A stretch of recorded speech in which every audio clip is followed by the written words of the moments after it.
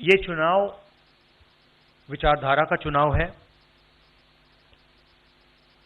एक तरफ आरएसएस और बीजेपी जो संविधान है, लोकतांत्रिक सिस्टम है, उसको खत्म करने की कोशिश कर रही है, और दूसरी तरफ इंडिया गठबंधन कांग्रेस पार्टी संविधान को, लोकतंत्र को डिफेंड करने की कोशिश कर रही है, उसकी रक्षा कर रही है।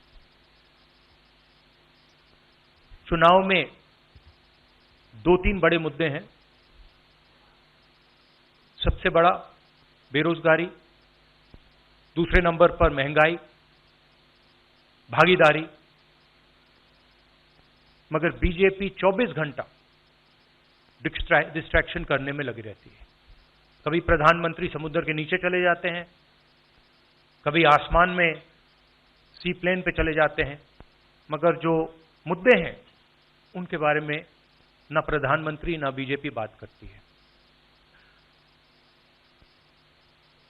कुछ दिन पहले प्रधानमंत्री ने एएनआई को बहुत लंबा इंटरव्यू दिया। स्क्रिप्टेड था, मगर फ्लॉप शो था।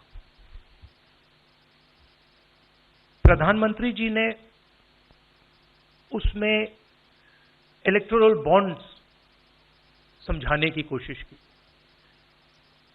प्रधानमंत्री जी कहते हैं कि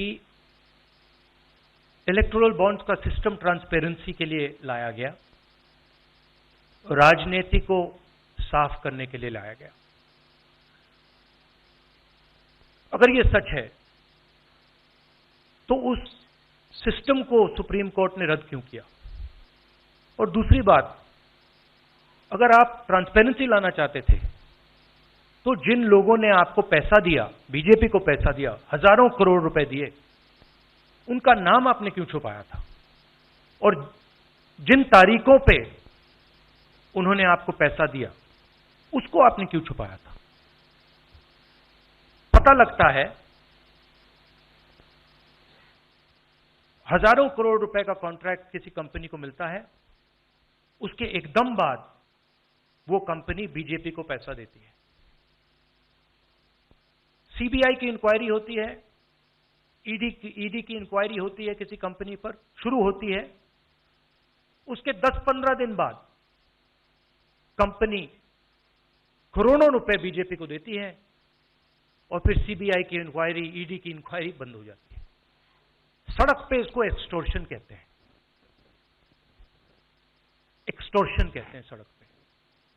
तो ये जो है इलेक्टोरल बॉन्ड्स का जो स्कीम है, ये दुनिया का सबसे बड़ा एक्सटॉर्शन का स्कीम है।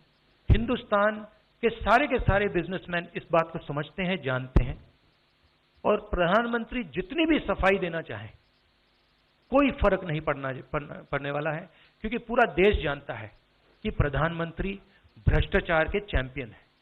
धन्यवाद। शुक्रिया राहुल जी। अच्छा, एक और बात, आपने जयराम जी आपने कहा कि जो भी आपको क्वेश्चंस पूछने हैं आप पूछेंगे, और ये ओपन एंडेड प्रेस कॉन्फ्रेंस है। बट इसमें एक और बात, मुझे पहले ही 2-3 बीजेपी वाले क्वेश्चंस पता लग जाते हैं, तो वो तो गारंटी पूछे जाएंगे, तो उनके लिए मैं तैयार हूं।